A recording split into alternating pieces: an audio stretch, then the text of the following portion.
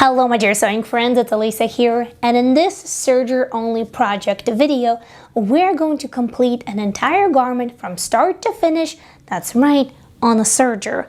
We're going to be working on this little t-shirt, and I will share with you how to do hemming. We're going to talk about some tips and tricks and additional advice, also about the sequence of putting it all together, as well as getting a nice neckline. So without any further ado, let's get started. First, let's start by cutting out the pattern, and here comes the first tip. I draft my own patterns, and when I do them, I draft them without seam allowances, and I add seam allowances as I cut my fabric. Now I do that because different techniques, different seams, and also different machines will require different width of a seam allowance, so that way I can easily adjust it to whatever I need.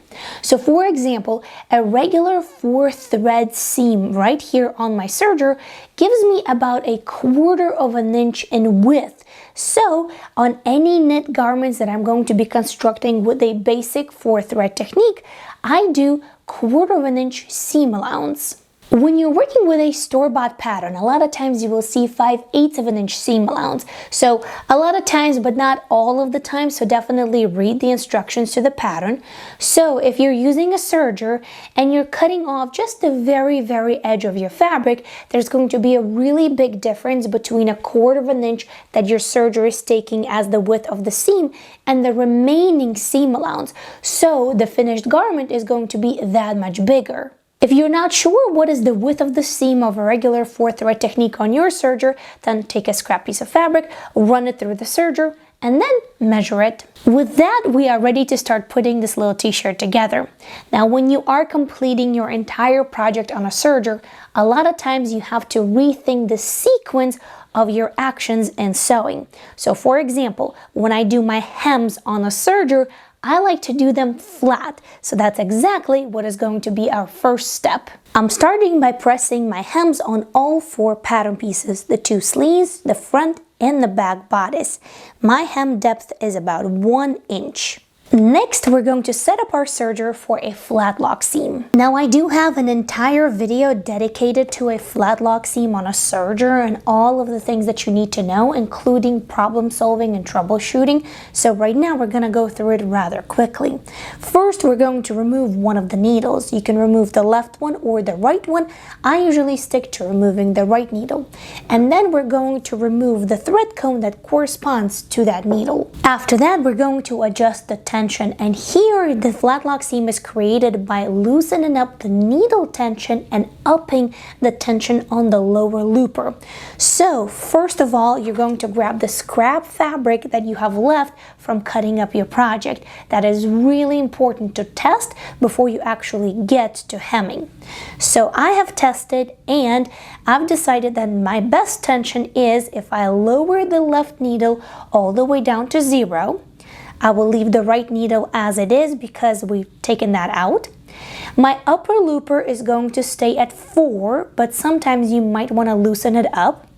And my lower looper, I'm going to bring all the way up to 7.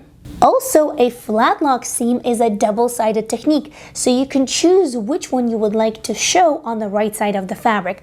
I call them snakes and ladders. If you want the top result, what I call a ladder, then you're going to fold your hem like you would for a regular blind hem stitch, for example, on a sewing machine. If you want the bottom result, you're going to fold your hem the opposite way. From here, stitch width, stitch length, and differential feet are going to stay as they are. However, if you do get a really wavy seam on your knits, up the differential feet, so that way you can remedy that. Now, don't forget to thread it the correct way, and also remove or lower the knife because we're not going to be cutting anything off. I have found that a lot of times people are having a really hard time until they actually grab some fabric scraps and try it out. So I definitely suggest to do that, so that way you can grasp the concept and feel really confident. So now, let's hem it. Simply place your folded hem underneath the presser foot and run it through the serger. Once done, pull the fabric apart so that way the seam lays flat, and then give it a good press. Once all of the hems are done, set up your serger back to a regular 4-thread technique, and then we can start putting it all together. For the bodice, take the front and the back, place them right sides together, align them at the side seam and sew them, and align them at the shoulder seam and sew them as well. For the sleeves, place them right sides together at the hem and sew it. While serging your side seam, try to make sure that the stitching of the hems aligns really well, and if it helps, baste it before serging. Next step after that is to sew in the sleeves. You can choose to pin or you can choose to baste it, whichever way is better for you. But when I do, I pay attention to two things. In the underarm seam, so this is the side seam, and this is the bottom of the sleeve, I like to nest the seam allowances so that way we create less bulk. And then on the top where we have the shoulder seam, I like for the serge seam allowance to look towards the back side. I like to start my serging at the bottom of the sleeve, so in the underarm section, but don't start right here. Start either a little bit before or a little bit after. That helps me avoid this bulk right off the start. You can stop, adjust, and then start again. You don't have to complete it all in one go. But if you do stop, make sure that your needles are in the fabric, so that way your seam doesn't move. When you are getting closer to the beginning of your seam, I like to snip off the end, and then we want to serge over it just by about 1/2 inch or so. But don't serge off any of the existing seam because we don't want it to come apart. When you have done that, bring up your needles, bring up your presser foot, wiggle the project out of the way, then lower your presser foot and chain off. That is going to give you a really nice ending of the seam. Sleeves are in, so the last step is the neckband. I started by taking my measuring tape and then measuring the entire neckline back and front of my garment.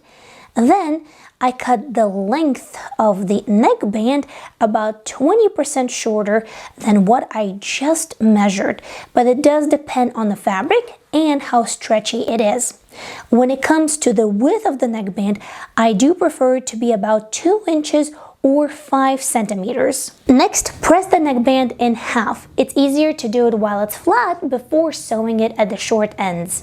Next, bring the short ends together, right sides facing, and then sew it. Serger seam is bulkier than a seam of the sewing machine, plus you can't really press it open. So what I like to do on the neckbands is first press the seam allowance in 2 opposite directions on one end and on the other, and then bring the neckband wrong sides together. There we go. This way, once again, you get a nested seam allowance. Fold the neckband in half, and right opposite the center back seam, we're going to make a little snippet, just the tiniest bit. On the neckline, we're going to do the same. Let's place the neckline like so, shoulder seam to shoulder seam at the center front. Make a tiny little snippet, and let's do the same at the center back. Now let's take your neckband. The center back seam is gonna align with the center back notch on the neckline. So, right sides facing, place a little pin. Next, we're going to do the same with the center front snippet and the center front snippet on the neckline. You can visually tell that the neckband is smaller than the neckline because we're going to be stretching it as we sew it in. Just like we did with the sleeve, let's start a little bit before or right after this little bulky area. Place the project underneath the presser foot, lower it, and then manually lower the needles inside of your project. Then I like to find the center front and then pinch it with my fingers. Then I gently stretch out the neckband, aligning the edges with the neckline, and start serging. After I get to the center front notch, I do exactly the same for the second half of the neckband. Once I get all the way to the very beginning, I do exactly the same steps as we did on a sleeve in order to finish it all very neatly. Well, there you have it. We completed an entire t-shirt all on a serger. Now, sergers can do so much more, and there are so many fun projects that you can do in order to practice your skills, but also to make something fun and useful. If you want to see those projects, click right over here. I have an entire series dedicated to learning more about sergers and then practicing the skills. Thank you so much for watching. Until next time, happy, thoughtful serging. I'll see you soon. Bye!